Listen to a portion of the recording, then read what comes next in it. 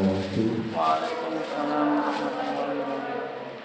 Bismillahirrahmanirrahim. Alhamdulillahirabbil alamin. Wassalatu wassalamu ala sayyidil mursalin sayyidina wa maulana Muhammadin wa ala alihi wa sahbihi ajma'in. Subhanaka la ilma lana illa ma 'allamtana innaka antal alimul hakim. Allahumma anfa'na bima 'allamtana wa 'allimna ma yanfa'una wa zidna ilman. Subhanaka wa ta'ala. Bismillahirrahmanirrahim. Kita lanjut ke halaman 4. Halaman 4 yang bawah. Qala Ibnu Khaldun. Berkata, siapa yang berkata? Ibnu Khaldun. Ibnu Khaldun itu kalau tidak salah namanya Abdurrahman bin Khaldun. Nah, ini nanti setelahnya akan membahas tentang dua sekte Ahlus Sunnah wal Jamaah. Jadi Ahlus Sunnah wal Jamaah itu siapa? Yang mengikuti paham daripada Abdul Hasan al-As'ari dan Abu Mansur al-Maturidi. Fi muqaddimatihi, dalam pendahuluan kitab Ibnu Khaldun. Ibnu Khaldun ini seorang sejarawan. Ya. Bahkan kalau kita buka-buka dalam biografinya, dia termasuk bapak dari historiografi, bapak sejarah. Jadi lahir di Tunisia dan meninggal di Mesir. Tunisia itu bagian dari mana? Dari Afrika ya. Dan Mesir sama. Apa yang dikatakan oleh Ibnu Khaldun, innal fiqha al-mustanbad minal adillati syar'iyyah kasura fihi khilaf. Bahwa sesungguhnya fikih yang diambil dari dalil-dalil syara' kasura fihi khilaf bainal mujtahidin, terjadi banyak sekali perbedaan-perbedaan antara para mujtahidin. Kalau mujtahidin yang kita kenal, ya mujtahidin itu siapa? Orang yang ahli ijtihad. Yaitu ada madzhabul arba'ah, mazhab 4 kita. Ya, ada Imam Abu Hanifah, ada Imam Malik, ada Imam Syafi'i, dan ada namanya Imam Ahmad bin Hanbal. Kalau biasanya kita ada kenalnya, ada mazhab Maliki, ada mazhab Hanafi, ada mazhab Syafi'i, dan ada mazhab Hambali. Tempat ini namanya mujtahid. Bikhilafil madari. Kenapa di antara mereka kok terjadi perbedaan? Karena ikhtilaf dalam madari, dalam jangkauan penalarannya, wa andori, dan pemikiran-pemikirannya. Jadi satu dalil ada beberapa hasil daripada hukum tersebut. Khilafan la budda min hukumihi wa tasa'a fil millati ittisa'an adina. Dan perbedaan seperti ini memang harus terjadi. Contohnya seperti ini. Kalau dalam Malikiyah, yang mazhab Maliki itu laki-laki dengan perempuan apa yang namanya bersentuhan. Ini tidak batal wudhu. Tidak batal wudhu. Itu kalau Maliki. Tapi kalau Syafi'iyah dalam kalangan kita, ya laki-laki perempuan kalau tidak mahram, ya jangan tidak muhrim, ya salah nanti. Ya, kita sering menyebutnya tidak muhrim. Ya, salah itu, yang benar tidak mahram.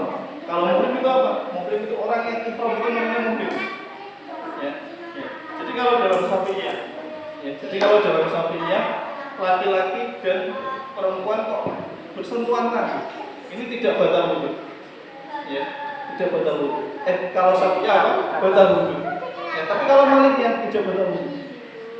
Makanya kalau orang haji itu sulit kok laki-laki dan perempuan tidak bersentuhan. Sama kayak jadi tetap bersentuhan. Nah nanti dari hal yang membatalkannya pun berbeda, maka dari cara wudhunya juga berbeda. Kalau dalam Syafi'iyah itu wudhunya cukup mengalirkan air ke tangan. Kalau kita wudhu kan mengalirkan air ke tangan, yang penting airnya itu mengalir ke seluruh bagian tubuh yang dijadikan wudhu.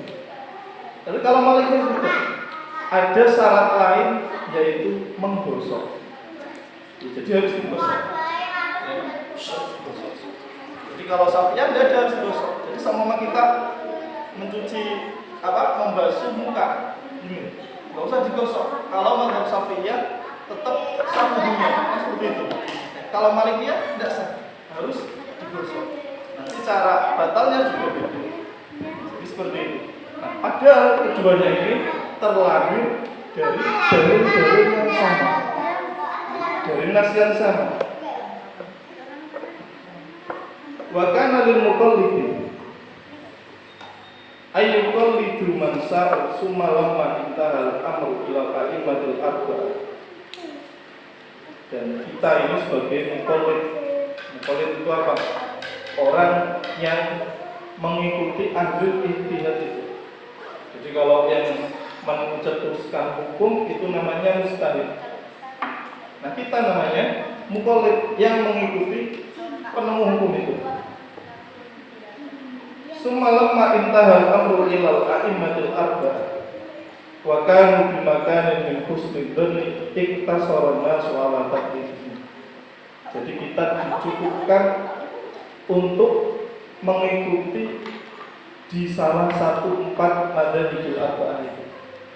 Ya, ada namanya tadi ada Imam Malik, ada siapa namanya Imam Syafi'i namanya Muhammad bin Idris, ya. Imam Syafi'i namanya Muhammad bin Idris. Ada Imam Ahmad bin Hanbal, ada namanya Abu Hanifah. Ya, Abu Hanifah ini kan nama asli juga. Nah, jadi kalau dulu di tradisi Arab itu nama itu disamarkan. Apalagi nama perempuan. Tidak ada nama perempuan disebutkan dalam tradisi Arab, tidak ada. Namanya mbaknya siapa ini? Mbak siapa? Tidak ada namanya Mbak Febi. Kemudian disebutkan tidak ada. Yang disebutkan pasti bintunya, pasti dia itu anak dari siapa, atau kalau sudah tua dia ibu dari siapa. Makanya istri-istri Nabi itu tidak disebutkan, yang disebutkan Ummul Mukminin, yaitu ibu daripada orang-orang yang iman. Yang sama Abu Hanifah. Abu Hanifah itu nama aslinya siapa? Ada yang tahu? Siapa nih? Ya, nama asli Abu Hanifah itu Nu'man bin Sabit. Nu'man bin Sabit. Kemudian kalau dalam disiplin ilmu nahu itu ada namanya alam kunyah. Alam kunyah itu yang diawali abun atau ibnun atau bintun. Jadi tadi sama kasusnya kayak misalkan nama Fedi.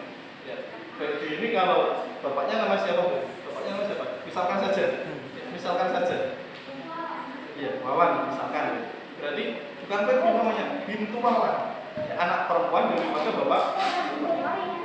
Jadi seperti itu. Ya, kalau di Arab itu ada Abu Lahab, ada Abu Jahal, ya. Aku itu semua. Nah, ini tidak ada nama asli. Dia ada namanya sendiri.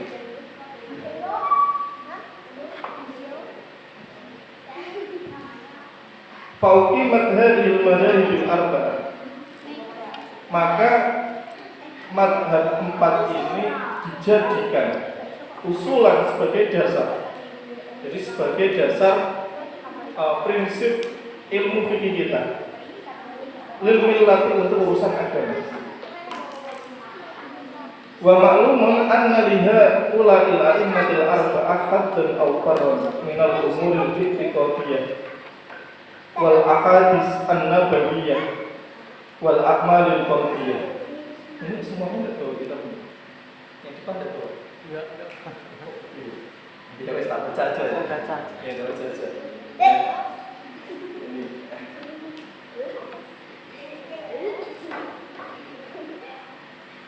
Dan imam 4 ini, jadi membicarakan Madhabul Arba'ah ya, imam tadi, imam yang ada 4 itu.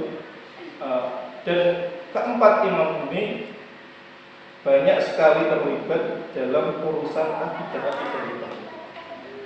Wal ahadits an-nabawiyah, dan hadis-hadis Nabi. Wal a'malil qalbiyah, dan amalan-amalan hati kita. Masalah itikadiyah ini apa? Masalah keyakinan. Itikadiyah nanti hubungannya dengan keimanan kita. Wal ahadits an-nabawiyah, hadis-hadis Nabi. Hadis-hadis Nabi itu bagaimana? Setiap perkataan Nabi, ya ada namanya sunnah Nabi, itu ada namanya ikrarnya Nabi, ada amaliyahnya Nabi. Kama huwa zahirun liman ta'ammala sirahu. Wa inna ma kana aqdamu muslimin bi ilmi fiqh li annahu kana huwa al-hamdu fi zaman. Dan keempat ulama madhab ini pada waktu itu terfokus untuk memperdalam masalah fikih. Karena apa? Karena pada waktu itu memang ilmu fikih itu ilmu yang sangat dibutuhkan. Jadi kalau sebelum ini ada kemarin ada namanya Mu'tazilah, ada namanya Syiah, ada namanya Khawarij. Nah ini jauh setelah itu kemudian muncullah Madzhabul Arba'ah, 4 tokoh dalam masalah kefikihan. Wa amal bid'ah, adapun permasalahan bid'ah wal ahwa dan penyimpangan-penyimpangan fil umuril i'tiqadiyah wal adwaril qalbiyah. Wa in wajadat fi zamanihim lakin lam yantasir fil aktor sarohuna. Adapun bid'ah dan penyimpangan-penyimpangan yang terjadi pada waktu itu tidak sampai menjadi sebuah penyebaran yang besar. Jadi pada waktu madhab 4 ini ya, mulai yang pertama ada namanya madhab Malik, yaitu sudah ada penyimpangan-penyimpangan, tapi tidak menyebar ke seluruh negeri. Jadi 4 madhab ini terfokus untuk mendalami permasalahan ini. Walam ya'dun fil haqqi syarrun. Nah, wa ba'daha ula'il arba'ah izdadat al-bid'ah wal ahwa quwwatan wa intisara. Dan setelah keempat mustahil ini, penyimpangan-penyimpangan dan bid'ah-bid'ah itu menjadi tambah kuat. Wa tatayyarat min aqtaril ardi sirara. Dan penyimpangan-penyimpangan itu tersebar. Kalau tatayyarat itu makna aslinya apa ya? Tatoyur itu toyar. Toyar itu maknanya terbang. Ya, terbang itu aslinya menyebar di seluruh negeri, sirara, keburukan-keburukannya. Dan pada waktu itu qomat a'immatud-din min ahli madzhab arba'ah lidzabni wan nidab. Amma kanu alaihi minal aqaid alladhi alaihi salafus salih hatta intahal amru ila al-imamain Abul Hasan al-As'ari wa Ibn Mansur al-Maturidi. Dan jauh setelah ini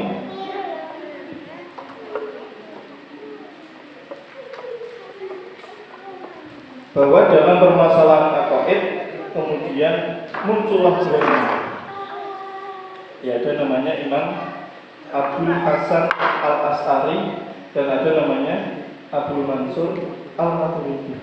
Jadi Imam Abul Hasan al-As'ari dan Imam Abul Mansur al-Maturidi ini muncul setelah Madzhabul Arba'ah, ya di halaman 6, di halaman 6 bingung maksudnya ya. Ada namanya Abul Hasan al-As'ari dan ada Abul Mansur al-Maturidi. Kalau Abul Hasan al-As'ari namanya siapa? Namanya Muhammad bin Mahmud. Nah sama ini, seperti yang saya sampaikan tadi bahwa seperti masalah ada namanya Abu siapa, Ibnu siapa, itu tidak nama asli. Ya masih ada nama aslinya. Abul Mansur Al-Maturidi.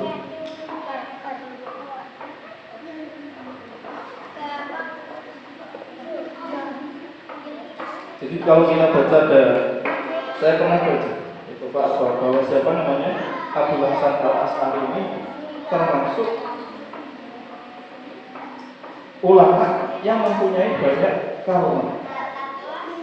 Salah satunya dikisahkan bahwa Abul Hasan Al-As'ari ini selama 20 tahun melaksanakan sholat subuh menggunakan wudhunya sholat isya. Pernah tidak kita seperti itu? Ya, sehari saja. Ya, jadi menggunakan apa? Melaksanakan sholat subuh dengan wudhunya sholat isya. Artinya apa? Mulai sholat isya sampai subuh difokuskan beliau untuk melaksanakan ibadah. Ini selama 20 tahun di Abul Hasan Al-As'ari. Ya, kalau kita ini pernah seperti itu, tapi gara-gara isya-nya yang telat. Jadi isya-nya jam 4, tinggal sebentar subuh. Jadi wudhu subuh menggunakan wudhunya sholat isya. Wah, ini berarti bisa mengimbangi Abul Hasan Al-As'ari. Dan Abul Mansur Al-Maturidi radhiyallahu anhu.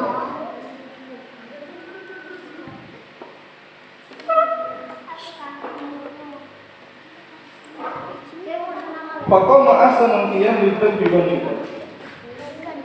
Dan kedua ulama ini eksis dalam toreko-torekonya sahabat dan mengikuti sirah-sirahnya Nabi. Jadi perilaku-perilakunya nanti setelah ini akan dibahas siapa sih Al-As'ari dan Maturidi. Jadi yang dikatakan Ahlus Sunnah wal Jamaah itu yang mengikuti dua ulama ini, ya, mengikuti dua partai ini.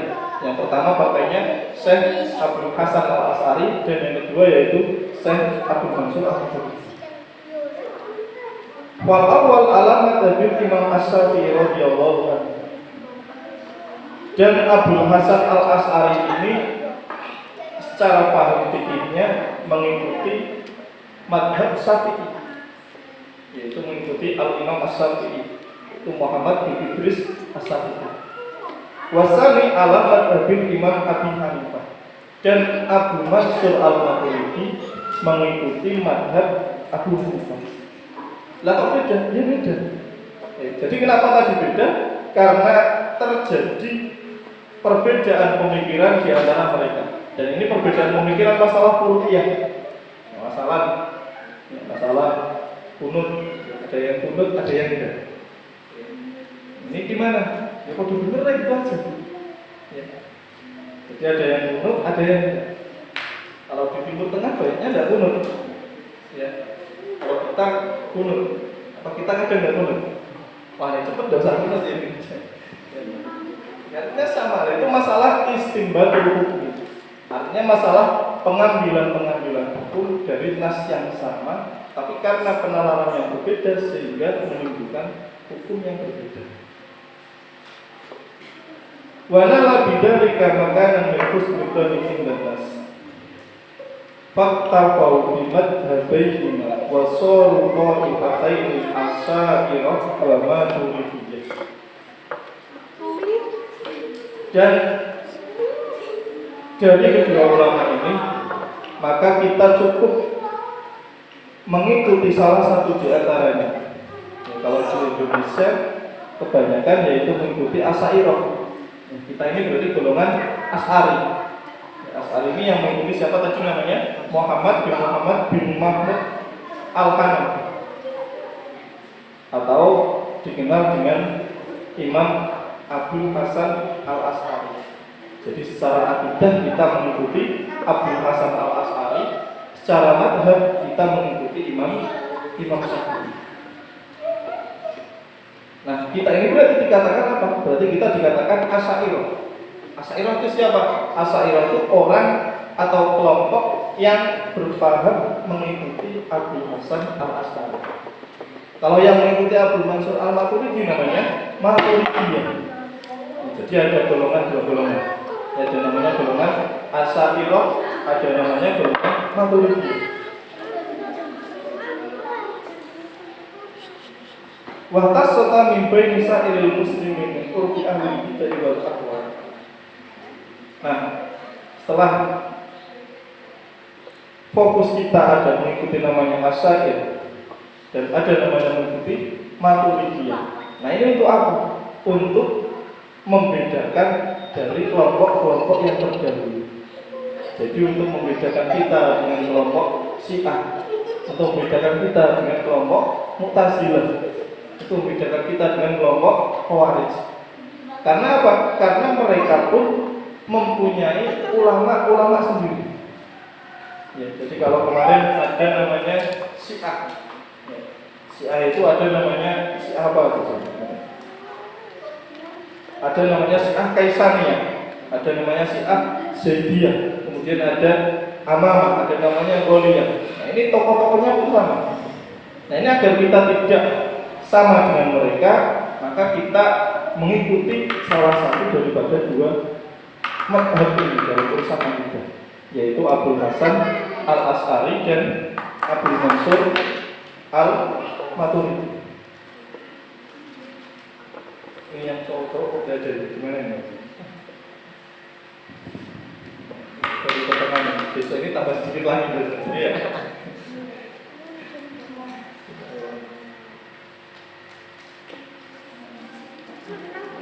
Walau maka ahlul hadis. Adapun ulama-ulama ahlul hadis dan ahli tasawuf lam yukhalifu al-asy'ariyah wal maturidiyah. Ulama-ulama ahli tasawuf itu masalah kebersihan hati. Seperti kalau kita kemarin saya sampaikan ada namanya al-hikam atau iya, ya, karena saya rasakan dari ada kitab Ihya Ulumuddin karena Imam Ghazali. Ini masalah tasawuf. Ya, ini ahli tasawuf dan ahli hadis tidak berbeda sama sekali dengan Asy'ariyah dan Maturidiyah. Dahulu aidan tahta hadhihi ismi. Dan mereka pun termasuk dalam golongan ini. Jadi ahli hadis yang masuk dalam kategori Asy'ariyah, ahli tasawuf yang masuk dalam kategori Asy'ariyah, sama semua. Ini ahli sunnah wal jamaah. Jadi semuanya dalam lingkup satu, yaitu dinamakan ahlu sunnah wal jamaah. Jadi yang Asy'ari dikatakan ahlu sunnah wal jamaah, yang Maturidi juga dikatakan ahlu sunnah wal jamaah. Faslun qala ar-Rawi fi sarhil minhaj. Imam Ar-Ramli mengatakan dalam Syarah Al-Minhaj, wal muqtadi man qala fil aqaid ma kana alaihi ahlus sunnah. Ahlul bid'ah itu siapa? Yaitu man qala fil aqaid. Orang yang berbeda dalam permasalahan akidah mereka. Maka kana alaihi ahlus sunnah, yang tidak sesuai dengan ahlus sunnah. Nah, al-sunnah itu dari mana? Mimma kana alaihi nabi wa ashabihi wa man ba'dahu. Yaitu ajaran dari Nabi, sahabat Nabi, wa man ba'dahu, dan orang-orang yang setelah Nabi. Ya, jadi kalau golongan Nabi. Kemudian setelah Nabi ada namanya sahabat Nabi. Kalau kita kenal sahabat-sahabat Ansor, ini sahabat-sahabat Nabi. Ini sahabatnya beneran. Nah, sahabat itu siapa? Sahabat itu orang yang masih menemui masa hidup Nabi. Jadi orang yang masih sempat bergaul dengan Nabi dan beriman kepada Nabi. Beda dengan orang yang tidak beriman. Contohnya ada Abu Lahab. Abu Lahab itu ya hidup di zaman Nabi, dia pernah bertemu dengan Nabi, tapi tidak iman dengan Nabi, sehingga tidak bisa dikatakan sahabat. Nah, kemudian setelah itu ada namanya kurun, namanya sebuah golongan tabi'in. Tabi'in itu siapa? Kelompok yang hidup pada masa sahabat. Jadi dia hidupnya di masa sahabat saja. Contohnya, ya, pada zaman Nabi ada sahabat yang bernama Ali bin Abi Thalib. Nah, ini ada namanya tabi'in yang tidak bertemu dengan Nabi tapi bertemu dengan Ali bin Abi Thalib. Nah, ini namanya tabi'in. Kemudian setelah itu ada namanya tabi'in dan sampai kita ini loh tabi'in sampai banyak yang sampai kita. Nah, ini semuanya ketika mengikuti ajaran Nabi dan sahabat-sahabatnya, maka semuanya termasuk dalam Ahlus Sunnah wal Jamaah. Wal muradu bihim fil asminatil al-muta'akhir. Dan yang dikatakan Ahlus Sunnah pada zaman akhir yaitu Imam Abdul Hasan al-As'ari wa Mansur al-Maturidi wa Ba'i, yaitu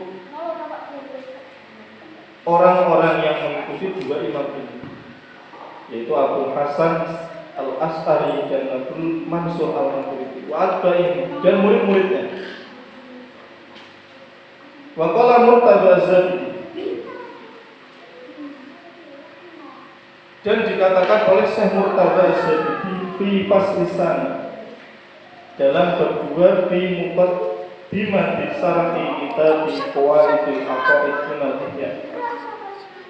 Kata Syekh Murtada Az-Zabidi, idza utliqa ahli sunnah wal jamaah wal murad bihim al-asy'ariyah wal maturidiyah. Apabila dikatakan ahli sunnah wal jamaah, pasti yang dimaksud yaitu asy'ariyah dan maturidiyah.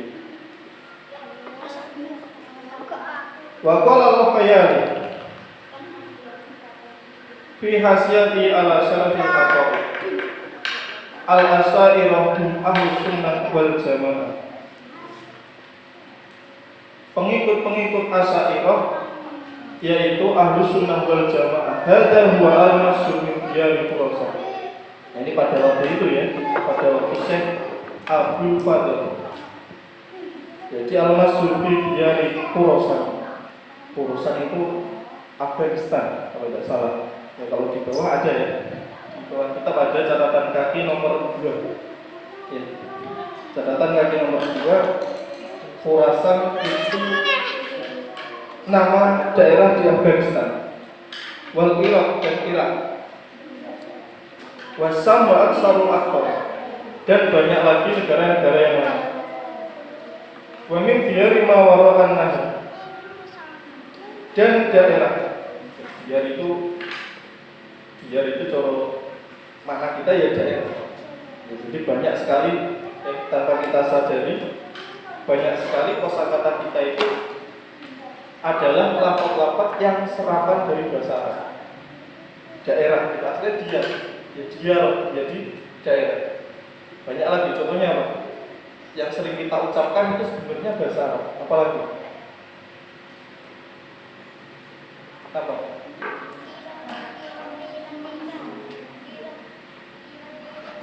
Masa ada tahu?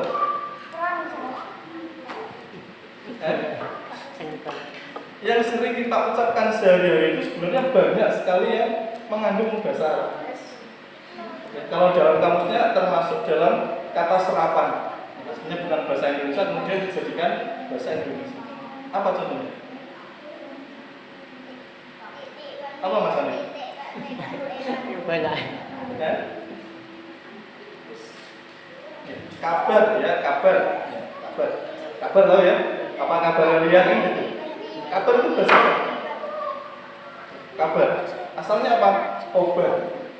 Ya, obar itu apa? Obar itu berita. Jadi kalau sampai sok Arab ya, apa obar? Apa kabar? Jadi banyak sekali apa namanya kalimat-kalimat kita ini yang berasal dari bahasa Arab. Tadi ya, dia lima waroan. Yutlaq dzalika al-Maturidiyah, ashabul imam Abdul Mansur. Dan daerah-daerah yang di seberang sungai. Al-murad bin nahri wa nahr jibun wa nahr. Jadi yang ada di seberang sungai Khurasan, di kitab ini saja saya juga dapat. Ya yutlaq dzalika al-Maturidiyah. Ini ada golongan Maturidiyah. Wa qala al-Qusturi fi hasiyati alaihi al-masyhur min ahli sunnah min diyari Khurasan wal Iraq was-Sam aktsaru aktaruhumul asy'ari. Dan mayoritas ahli sunnah di daerah-daerah Khurasan, daerah Irak dan daerah Sam. Sam itu Syria. Mereka semuanya mayoritas mengikuti paham Asy'ariyah. Ashabu Abil Hasan al-As'ari awwalu man khalafa Abu Ali al-Jubari. Ini ada namanya Abu Ali al-Jubari. Ini kalau kita geser lagi dalam sejarahnya, Abu Ali al-Jubari ini seorang tokoh Mu'tazilah. Jadi Abu Ali al-Jubari ini seorang tokoh Mu'tazilah dan sekaligus guru dari Abul Hasan al-As'ari. Jadi Abu Hasan al-As'ari. Ya, ini nggak tahu kisahnya gimana. Ya, jadi kalau kita tarik sejarah singkatnya, ya bahwa Abu Hasan al-As'ari ini dulu berpaham mempunyai guru yang bernama Abu Ali al-Jubari. Jadi mempunyai guru Mu'tazilah. Nah, ini singkat cerita, terjadilah penentangan dari Abu Hasan al-As'ari kepada gurunya sendiri. Jadi suatu hari Abu Hasan al-As'ari ini melayangkan pertanyaan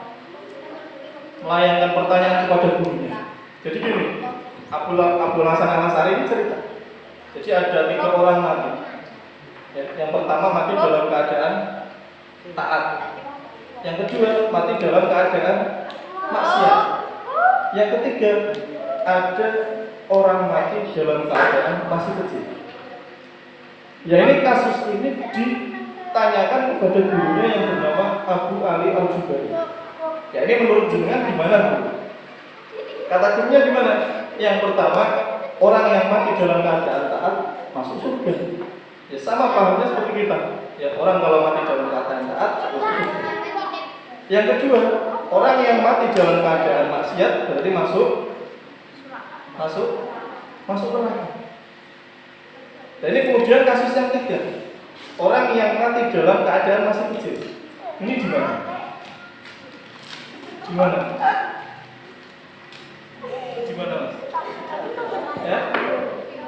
Ya, jadi kalau orang yang besar, ya kalau meninggal dalam keadaan ketaatan dia masuk ke surga.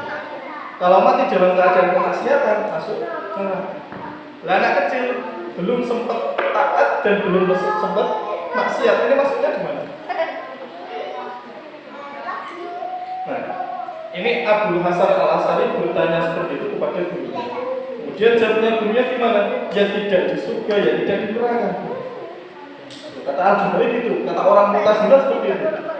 Jadi menurut paham Mu'tazilah, anak kecil meninggal itu tempatnya tidak di surga dan tidak di neraka. Ini bingung loh. Tidak ada surga, tidak ada neraka. Nah, ini kemudian Abu Hasan al-As'ari apa ya namanya, iskal itu apa? Memprotes, membantah. Nah, ini bagaimana? Lalu nih bocah cilik itu protes kepada Allah gimana? Misalkan ini perkataan dari Syekh Abu Hasan al-As'ari. Seumpama gimana? Ya Tuhan, kenapa kok saya ditakdirkan mati kecil?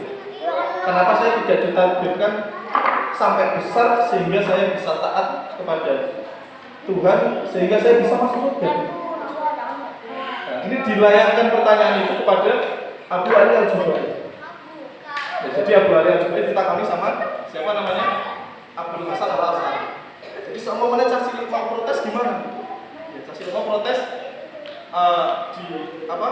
sama mana kenapa kok dimatikan dalam keadaan kecil? Kok enggak? Kenapa saya kok tidak ditakdirkan mati besar saja sehingga saya bisa taat dan saya bisa masuk surga? Kata Ali al-Jubari gimana? Ya Allah itu lebih tahu daripada anak kecil itu. Karena apa?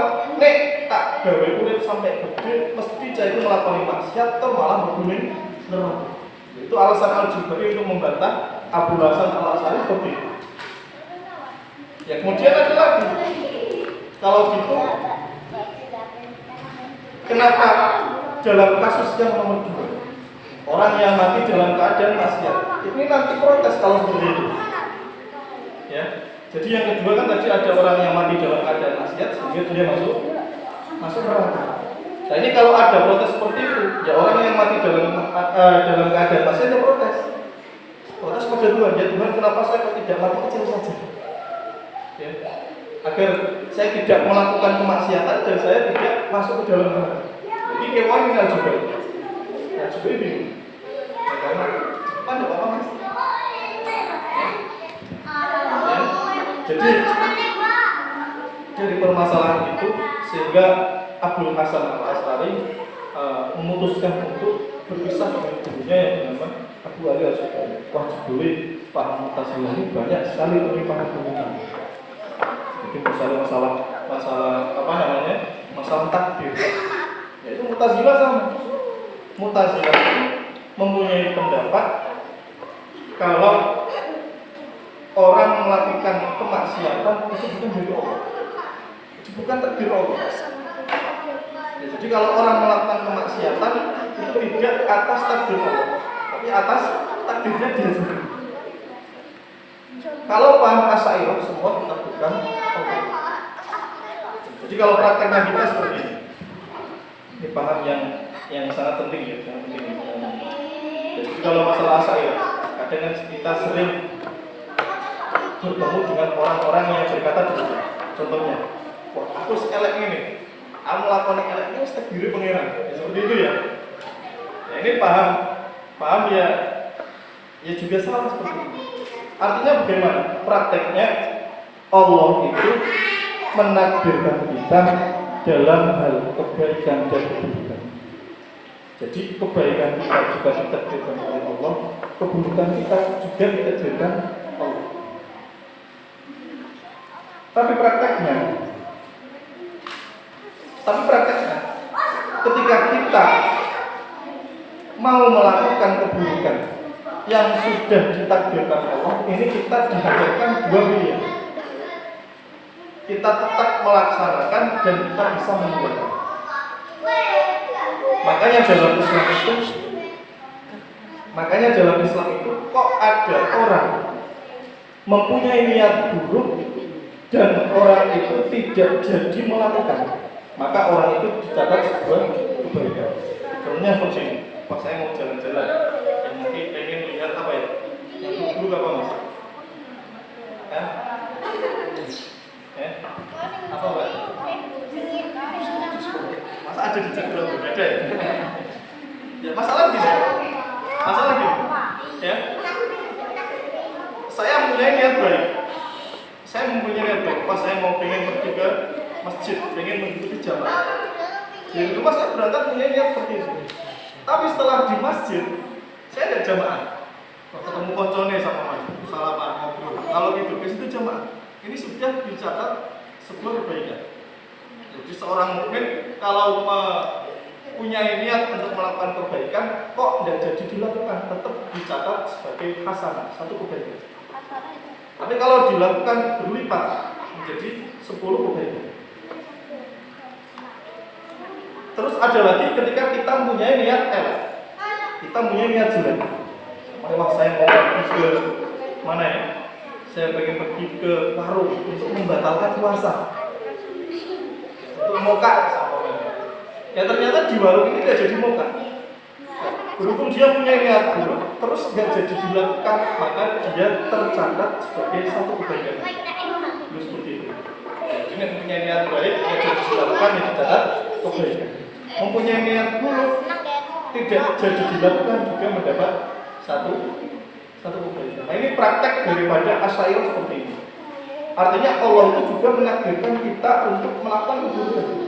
Tapi di detik kita melakukan keburukan itu ada dua pilihan. Ya jadi samanya gini. Sini saya ditakdirkan Allah untuk moka puasa hari pertama. Nah ini saya ditakdirkan Allah untuk datang di warung itu. Tapi ketika datang di warung itu sudah perilaku kita.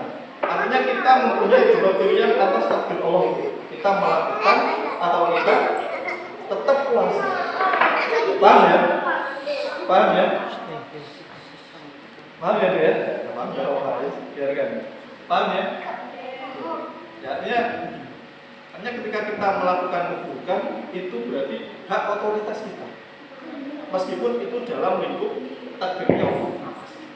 Jadi kita sudah di lokasi keburukan itu, kita masih mempunyai kesempatan untuk meninggalkan keburukan itu. Itu berarti berarti tetap semuanya takdirnya Allah. Kalau Mu'tazilah enggak. Kalau Mu'tazilah semuanya kita membunuh orang, itu sudah tidak takdirnya Allah, tapi sudah perilaku dari orang. Nah, masa Allah itu yang maha baik kok menakdirkan orang untuk berbuat baik? Kata Mu'tazilah seperti itu. Jadi tidak masuk akal kalau Allah menakdirkan kita berbuat baik, berbuat buruk tidak masuk akal. Waraja'an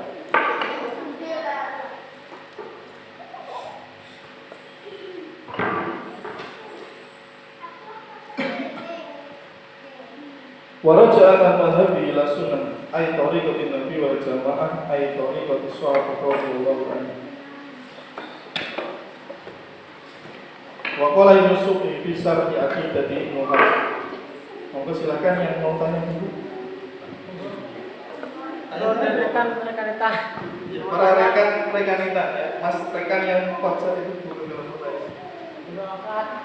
Nah, kita santai-santai aja ya. Ini santai. Ditanya masalah apapun tidak apa-apa, di luar tema, masalah fikih, masalah yang lain tidak apa-apa.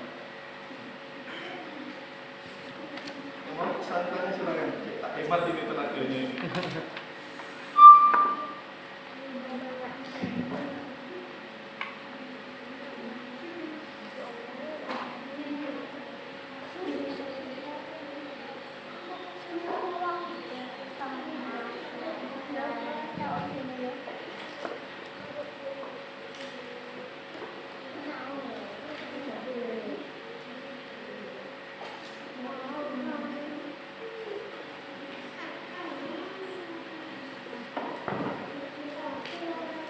Yang bertanya, enggak lama Pak rekan yang tadi.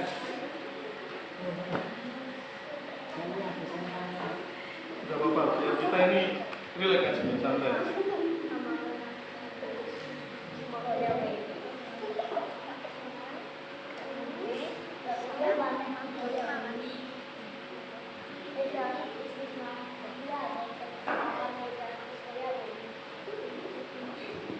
Oh ya, ini katanya Mas. Assalamualaikum warahmatullahi wabarakatuh.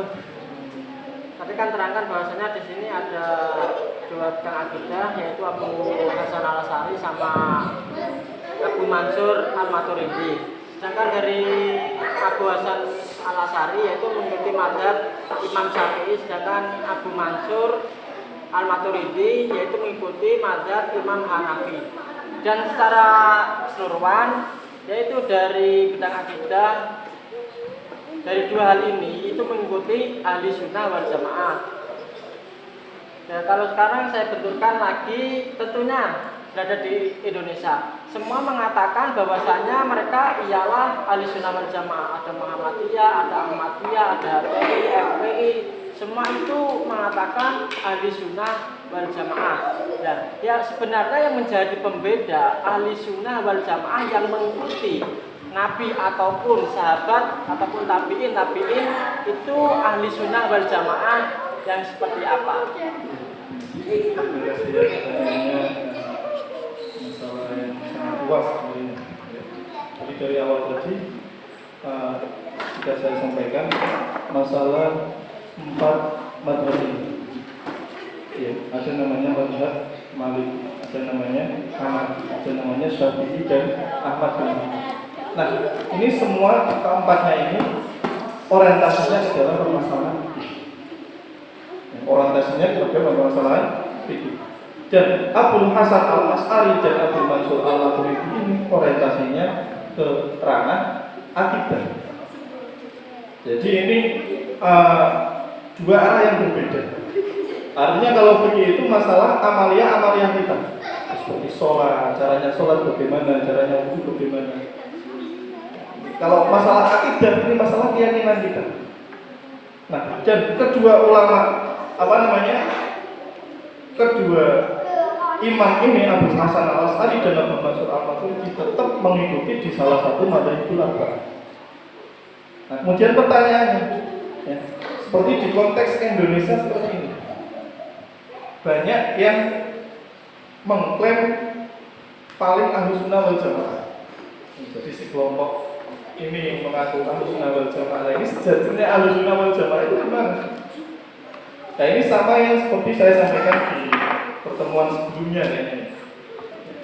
Jadi Ahlussunnah wal Jamaah itu kalau disabdakan oleh Nabi yaitu ma'ana alaihi wa ashab, yaitu perkara-perkara yang ada pada zamanku dan wa ashab dan sahabat-sahabat. Jadi seperti sekarang. Jadi kita itu kok sering menyalahkan kelompok lain, itu berarti juga menunjukkan ketidakluasan ilmiah itu. Jadi kalau kita mempunyai pemahaman yang luas, tidak kesulitan untuk membedakan. Kalau bahasa sekarang tidak kagetan. Jadi rokok ini ya bagaimana? Seperti masalah biasanya masalah ini yang masalah perbedaan ini masalah tarawih mas ya. Ya masalah tarawih.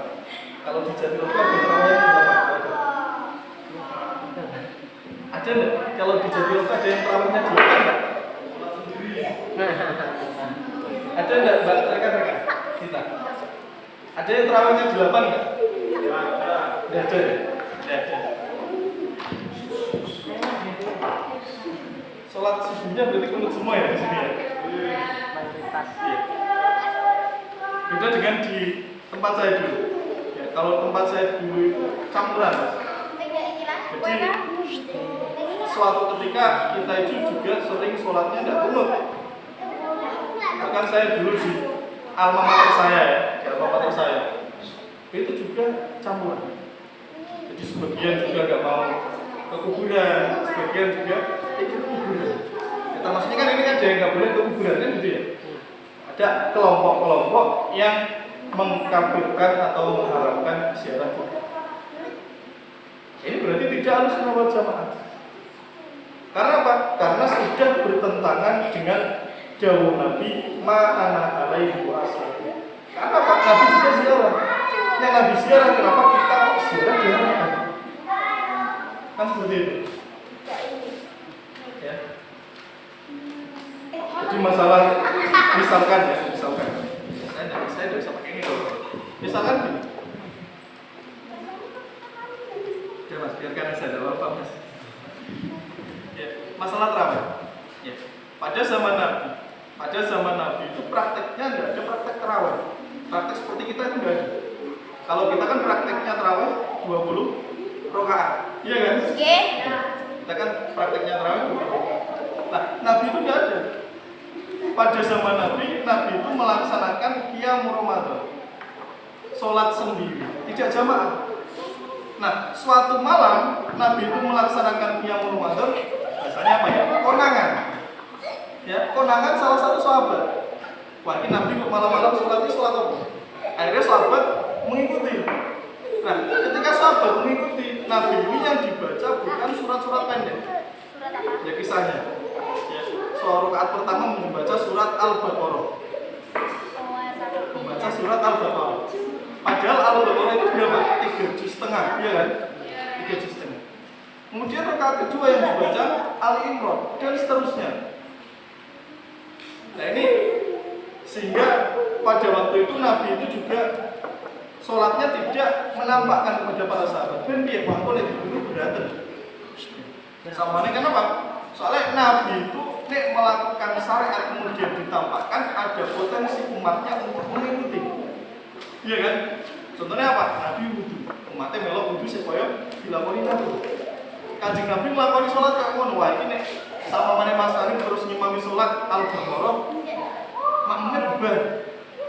Ya, gak sampai rukuk wis makmumnya hilang semua ini. Jadi setelah itu Nabi kemudian tidak melakukan qiyamul Ramadan. Artinya tidak qiyamul Ramadan di tempat umum, di rumah biasa. Karena apa? Wah ini aku tiap hari melakukan qiyamul Ramadan, jujur sahabat itu nganggep nek qiyamul Ramadan itu wajib. Nah, ini khawatir. Nah ini pemimpin yang hebat itu seperti ini. Artinya pemimpin yang tidak memberatkan di umat. Oh, terus sosok kita ini menjadi pemimpin membuat peraturan yang memberatkan. Nah, ini tidak boleh. Karena contohnya lagi tidak seperti itu. Nah, kemudian tarawih yang 20 rakaat itu prakteknya mulai siapa? Yaitu mulai Sayyidina Umar bin Khattab. Mulai Umar bin Khattab. Itu pun masih dilakukan sendiri-sendiri ya jamaah. Jadi di prakteknya di sebuah masjid ya ada yang sholat di sana itu beda. Ya jadi tidak jamaah, sholatnya satu-satu 20 rakaat semua. Jadi setelah itu baru dibuat 20 rakaat. Nah, ini 20 rakaat dewe-dewe sama mana sekarang. Nah, ini saya yakin ada yang 20 rakaat. Nah, ini liane wis ben tinggal wah aku 20 rakaat. Jadi seperti itu. Artinya bagaimana? Ya jadi sama ada orang yang sholat 8 rakaat, itu silakan. Tapi itu bukan tarawih namanya, ya diluruskan. Itu namanya qiyamul lail. Kalau dia tarawih itu bid'ah, tidak bid'ah. Ya jadi tarawih itu tidak bid'ah. Kenapa tidak bid'ah? Karena tarawih itu juga dilakukan pada zaman sahabat Nabi. Yang mana sabda Nabi? Kalau ada amaliyah yang dilakukan pada zaman itu atau tidak dilakukan di zamanku tapi dilakukan di zaman sahabat, maka itu termasuk dalam ma'ana alaihi wasallam.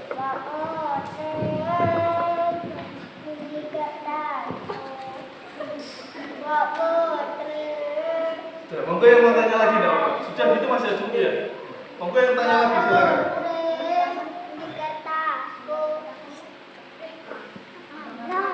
Tanya masalah lain enggak apa-apa, Mbak. Bikin santai. Kalau dibaca terus rekam ini. Seperti ini. Ini sampai tanggal berapa, Mas? Untuk pertemuan sendiri 6 kali sampai 20 hari Mas ya. Masih lama ya berarti ya? Kalau masjid itu pertengahan sudah datang ya? Mau tanya silakan lagi. Nah, artinya kita biasa santai saja. Kita semua belajar. Bukan kok saya di sini ini saya mengajarkan kepada kalian enggak. Kita ini di sini sama-sama belajar. Kita beda tempat duduk saja. Ya. Oke, yang mau tanya silakan.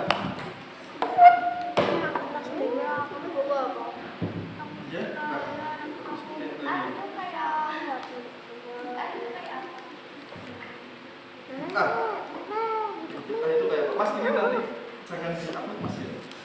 Waktu materi ini jangan di-upload ya. Ini live streaming. Iya, enggak streaming. Coba Jangan Pak. Mas ya. Itu apa cukup tak? Itu Ya, aja. kalau selatan ya, tanya ya. Enggak apa-apa, Mbak. Tanya enggak apa-apa. Apa saya yang tanya?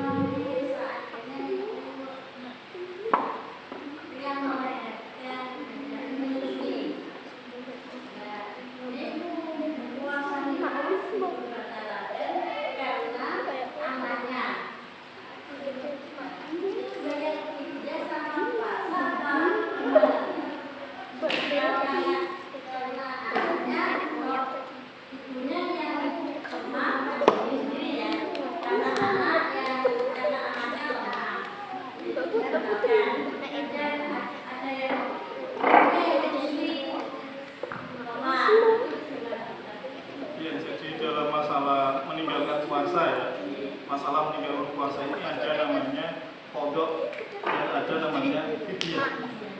Qadha itu bagaimana? Berarti kita melakukan puasa di hari yang lain. Kalau fidyah berarti kita membayar. Ada yang meninggalkan puasa tidak usah qadha dan tidak usah membayar fidyah. Ada anak kecil, kemudian orang gila yang tidak sengaja sebab gilanya. Soalnya gini, ada seorang orang tidur tiba-tiba gila. Nah ini ketika dia tidak melakukan puasa, dia tidak mengqadha dan tidak membayar fidyah.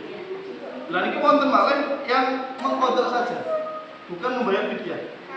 Yang mengkodok contohnya apa? Orang gila yang disengaja. Jadi orang gila itu ada dua. Ada gila yang disengaja, ada yang gila yang tidak sengaja. Contohnya gimana? Wah, sudah tahu itu makanan yang haram. Ya, mabuk-mabukan. Ya, ada orang mabuk-mabukan. Nah, setelah mabuk overdosis gila. Nah, ini meskipun dia dalam keadaan gila, setahun dia berarti meninggalkan puasa Ramadan, itu tetap wajib mengkodok.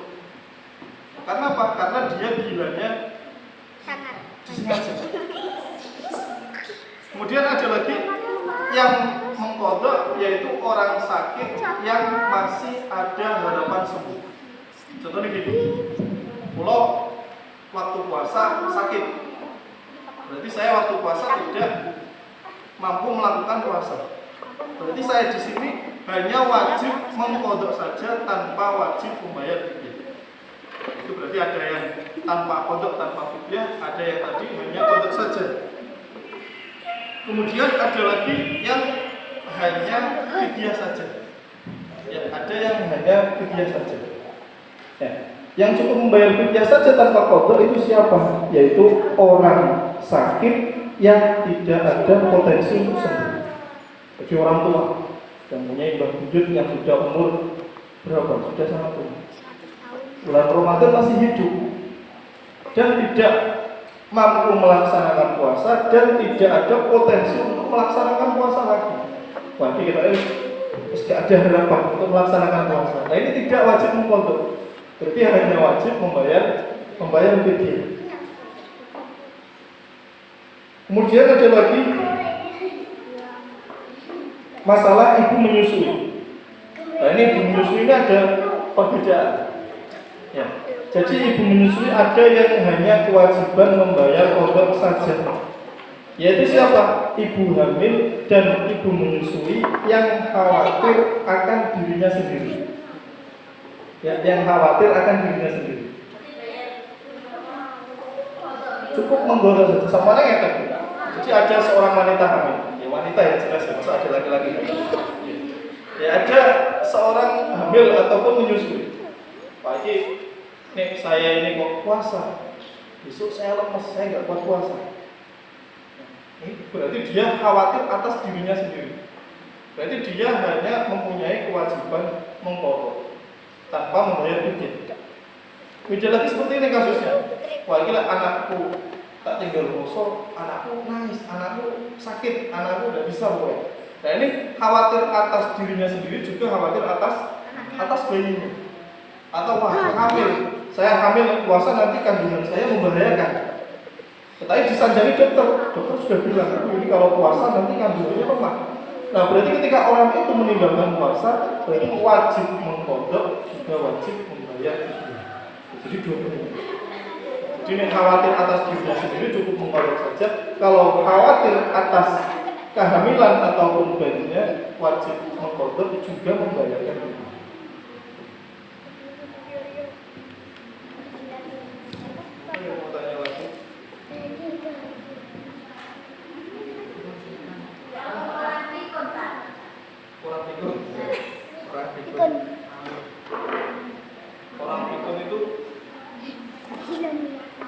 Orang pikun itu prakteknya sama dengan orang lupa. Jadi gini prakteknya. Di hari pertama puasa. Di hari pertama puasa malamnya sudah terawih. Nah, tiba-tiba ketika terawih, ya, minumannya masih di meja. Bangun tidur, biasanya bangun tidur itu minum. Ya kan? Bangun tidur itu minum. Nah, bangun tidur minum nggak sengaja. Ini lupa. Gimana puasanya? Puasanya tetap sah. Selama ketika ingat langsung dikeluarkan. Sama dengan orang pikun. Orang pikun yang diingatkan, dengan ini puasa Mbak. Oh iya puasa sendiri. Langsung dikeluarkan. Ini berarti puasanya tetap sah. Jadi orang pikun itu prakteknya seperti orang yang lupa.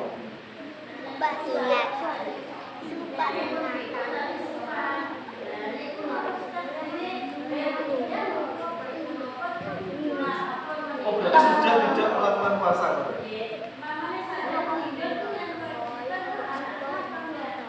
Oh, gitu. Ya. Jadi kalau ada orang yang ini ya, berarti yang membayarkan fidyah Samanya ada orang yang sangat tua sudah tidak bisa melakukan puasa, otomatis orang ini wajib membayarkan fidyah. Seumat terus setelah itu terus meninggal. Nah ini yang kewajiban siapa? Yang kewajiban bagi ya ahli warisnya. Karena apa? Karena yang bersangkutan ini sudah meninggal. Mungkin anaknya tetap menanggung, yaitu membayarkan fidyah. Jadi anaknya mengeluarkan fidyah atas tadi orang tuanya.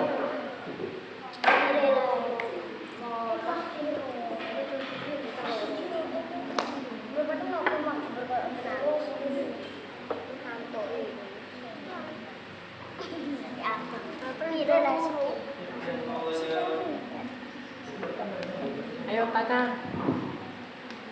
Ketua panitianya apa?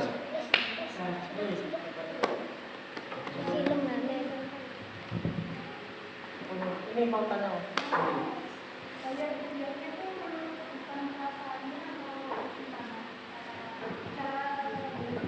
Cara bayar fidyah. Ya fidyah itu harian, Mbak.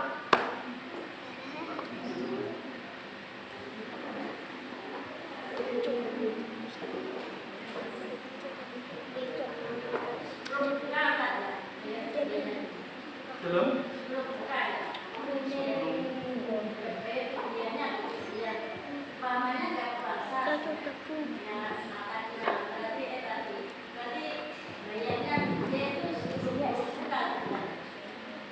Sama Bu, jadi membayar fidyah itu sama dengan kodok. Artinya cuma penghitungannya saja. Jadi kalau dalam Al-Qur'annya kalau tidak salah ini ada ayatnya ya. Bismillahirrahmanirrahim. Famankan minkum mari dong. Ya, orang yang sakit au ala safarin atau orang yang bepergian. Fa'iddatu min ayyamin ukhra. Jadi bisa melaksanakan puasa di lain hari. Jadi orang yang sakit, orang yang bepergian. Nah ini orang yang bepergian nanti ada syaratnya banyak. Enggak kok ambil bepergian ya. Ya termasuk salah satu syaratnya yaitu bepergiannya sebelum matahari terbit. Jadi enggak kok wah jam 8 saya pergi dan bisa membatalkan puasanya.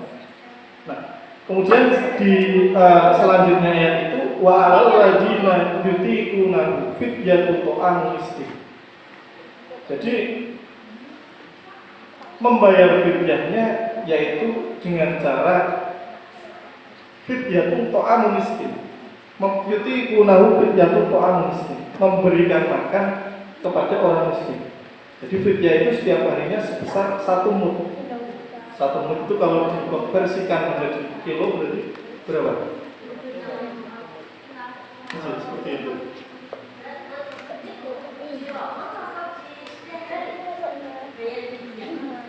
Ya, bayarnya jadi dihitung per harinya.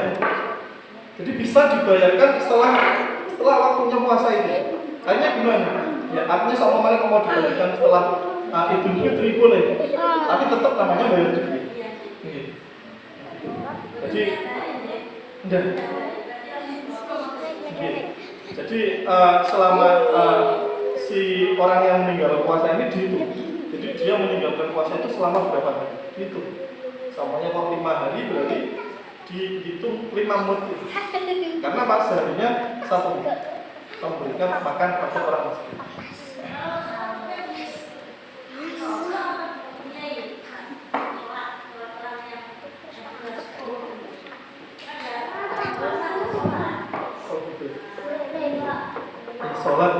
Sholat itu dulu kalau saya pernah itu mengkodok sholat orang yang sudah meninggal. Jadi gini, masalah mengkodok sholat. Sampainya banyak sekali sholat yang ditinggalkan. Pun 3 tahun sakit, berarti 3 tahun meninggalkan sholat, tidak bisa apa-apa. Dan ini gimana solusinya? Bisa dilakukan sendiri, bisa dilakukan orang lain.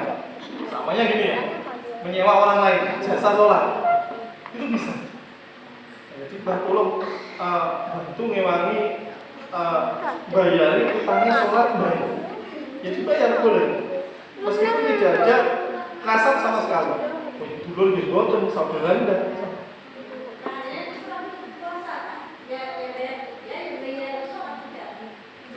Sama. 2 kali. Karena apa? Karena dia selama orang itu masih hidup, ya. Jadi orang itu selama hidup ketika masih bernafas, semuanya masalah sholat itu tetap wajib. Makanya sholat itu sholat wajib ini. Sholat wajib itu praktiknya banyak sekali. Orang yang tidak bisa berdiri nanti boleh duduk. Orang tidak bisa duduk boleh miring. Tidak bisa miring boleh terlentang. Sampai seperti itu. Nah, nanti gerakannya seperti apa? Gerakannya nanti cukup dengan isyarat kedipan. Artinya apa? Dalam keadaan apapun orang itu tidak boleh meninggalkan sholat. Meski sholat mau anak kok, itu tetap sholat. Tidak boleh meninggalkan sholat. Jadi kalau orang sudah pikir sudah tidak bisa sholat gimana? Ya, berarti orang itu bisa mengkodok atau dikodokkan kepada orang lain.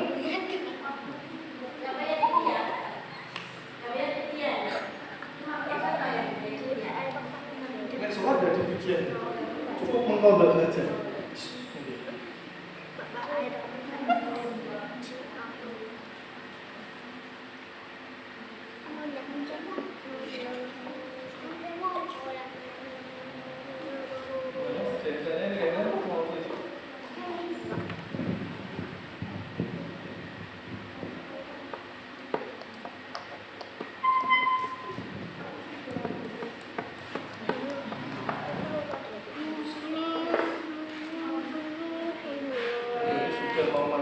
Puasa sudah masuk tanggal berapa ya? 8 ya? Tapi kalau di bagian puasa itu kan yang 10 pertama apa? Rahmat ya. Rahmat. Yang 10 kedua apa? Maghfirah. Ya, ada ampunan-ampunan dari Allah.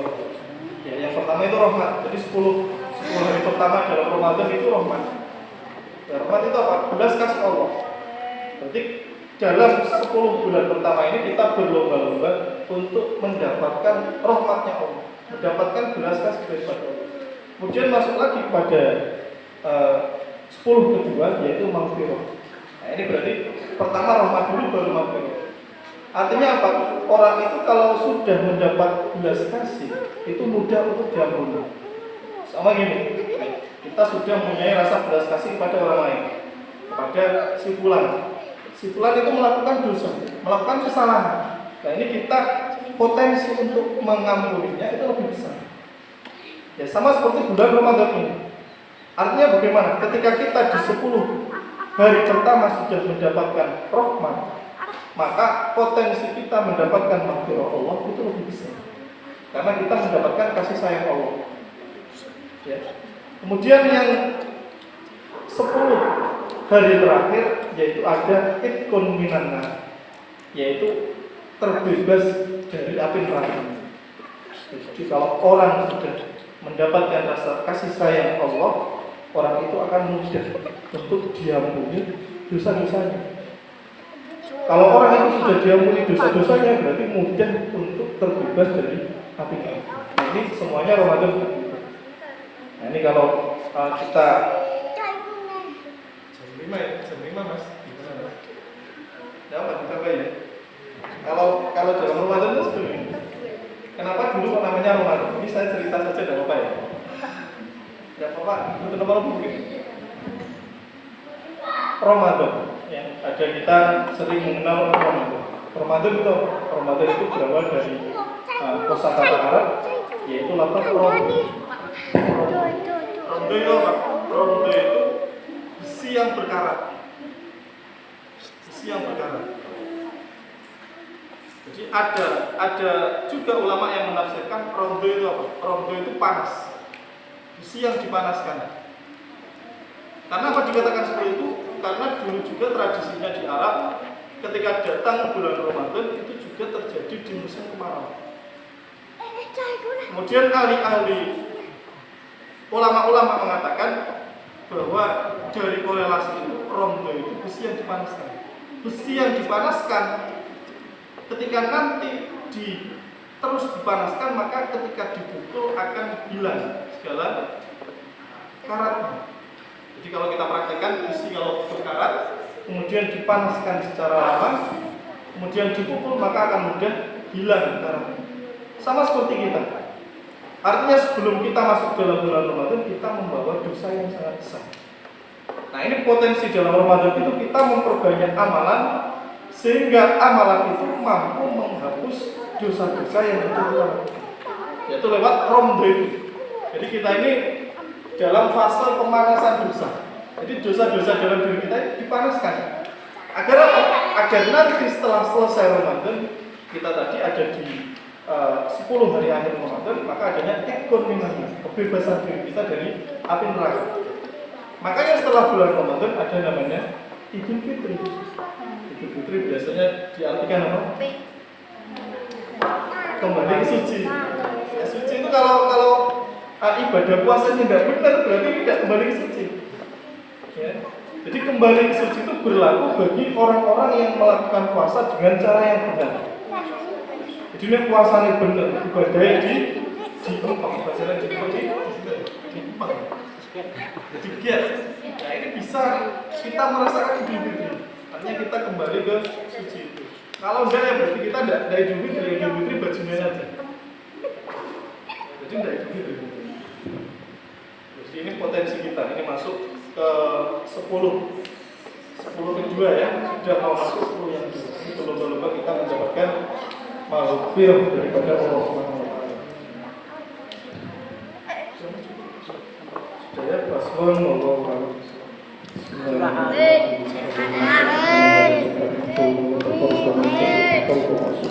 ولا تجعل يا إلهنا يا ربنا بيننا سفيا ولا نحوم الله ولا تتقن ولا تهدي له ذنبك الله وفتاه الله فتاه وظلم الصلاة على سيدنا محمد